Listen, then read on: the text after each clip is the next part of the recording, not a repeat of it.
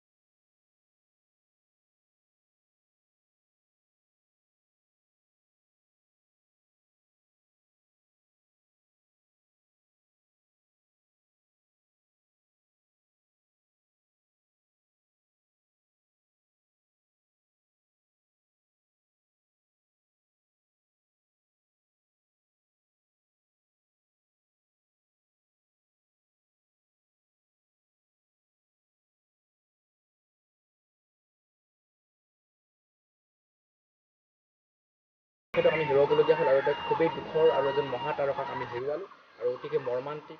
আৰু এই ক্ষেত্ৰত বহুতে টুইট কৰিছে, আমাৰ অমিতাভ বচ্চনৰ পৰা, আমাৰ নৰেন্দ্ৰ মোদী ডাঙৰীয়াৰ পৰা আদি কৰি অক্ষয় কুমাৰৰ পৰা প্ৰত্যেকে টুইট কৰিছে। আপোনালোকে স্ক্ৰীণত দেখি আছে টুইটবোৰ, আৰু সঁচাকৈ এটা দুখ লগা আৰু খুবেই এটা মৰ্মান্তিক আচলতে এটা ঘটনা আমাৰ বাবে। হয়, আমি আচলতে সৰুৰে পৰা, আমি হওক বা হেমন্ত দাই হওক, হেমন্ত দাইটো মোতকৈ বহুত ডাঙৰ, তো হেমন্ত দাই সৰুৰ পৰা তেওঁৰ বহুত কেইখন ফিল্ম চালে আৰু ময়ো চালোঁ। মই বেছি চোৱা নাই যদিও প্ৰায় চাইছোঁ, আৰু যিকেইখন চাইছিলোঁ সেইকেইখন চাই মুঠতে তেওঁৰ অভিনয় মই খুবেই ভাল পাইছিলোঁ আৰু সকলোৱে ভাল পাইছিলে আচলতে। তো ক'বলৈ ওলাইছোঁ, তেওঁৰ প্ৰথম ফিল্ম কি আছিল, তেওঁৰ অভিনয় জগতত প্ৰথম ফিল্ম কি আছিল, হেমন্ত দাই ক'ব?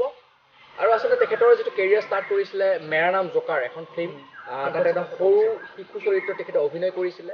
আৰু মেৰা নাম জোকাৰ কৰাৰ পিছৰ পৰা তেখেতে প্ৰথম ববী নামৰ এখন ফিল্ম কৰিছিলে, আৰু সেই ফিল্মখন আচলতে প্ৰত্যেক ভাৰতীয় আদৰি লৈছিলে। আৰু তাৰপিছতে তেখেত এজন অভিনেতা হিচাপে, জনপ্ৰিয় অভিনেতা হিচাপে আচলতে তেখেতে যেতিয়া বলিউডৰ জগতত খোজ পেলাইছিলে, আজিও জিলিকি আছিলে তেওঁ। আৰু ববীৰ পিছত তেখেতে কিন্তু বহুত কেইখন ফিল্ম কৰিছে, তাৰ ভিতৰত মই কেইখনমান নাম ক'ব বিচাৰিছোঁ। বল ৰাধা বল মোৰ অতিকৈ প্ৰিয় এখন ফিল্ম। হিনা, এখন খুব এটা ধুনীয়া মেছেজ আছে হিনা নামৰ যিখন ফিল্ম আছে, আমাৰ ইণ্ডিয়া পাকিস্তানৰ এটা বিশেষ ঘটনা, আৰু যদি আপোনালোকে চোৱা নাই চাব। হিনা মোৰ বহুতেই ফেভৰেট এখন ফিল্ম। আৰু তেনেকুৱাকৈ আচলতে চান্নি বুলি এখন আছে ফিল্ম, আৰু বহুত প্ৰায় বহুকেইখনেই ফিল্ম বনাইছে, কিন্তু মানে এখন দীঘলীয়া লিষ্ট আচলতে। তো তেখেতৰ আচলতে জন্ম হৈছিলে 1952 চনৰ 4 ছেপ্টেম্বৰ। 1952 চনৰ 4 ছেপ্টেম্বৰত তেখেত মুম্বাইত জন্মগ্ৰহণ কৰিছিলে, বম্বেত, অৰ্থাৎ বম্বে আছিলে তেতিয়া।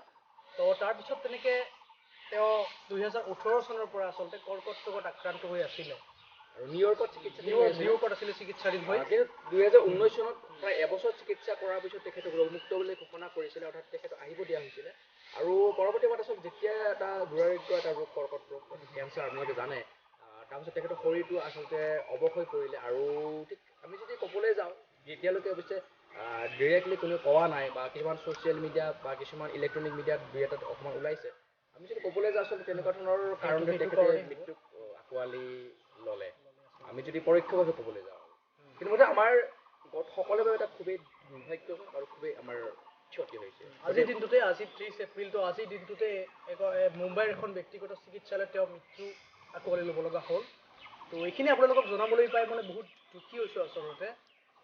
তো আপোনালোকেও নিশ্চয় তেওঁক বহুত ভাল পাইছিলে, তেওঁৰ অভিনয় চাই নিশ্চয় আপোনালোকে বহুত তেওঁৰ ফিল্ম চাইছিলে। কমেণ্ট কৰি জনাবচোন কি কি ফিল্ম আপোনালোকে তেওঁৰ চাইছিলে, বা কোনখন হেমন্ত দাৰ যিখন ভাল লগা বুলি কৈছে আপোনালোকৰ কোনখন ভাল লাগিছিলে, কমেণ্ট কৰি জনালে অলপ।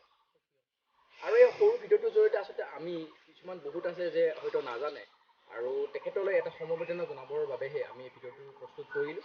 আৰু তেখেতৰ আত্মাই চিৰশান্তি লাভ কৰক, আৰু আমাৰ ক'বলৈ ভাষা নাই আচলতে। তেওঁৰ আত্মাই য'তে নাথাকক কিয়, আমি যিহেতুকে আমাৰ দুজনৰ ফালৰ পৰা চিৰশান্তি বিচাৰিছোঁ, চিৰশান্তি লাভ কৰক। আৰু আমি সদায় তেখেতৰ যিটো অভাৱ কোনেও পূৰণ কৰিব নোৱাৰিব, আৰু সেই অভাৱটো সদায় আমাৰ মাজত থাকিব।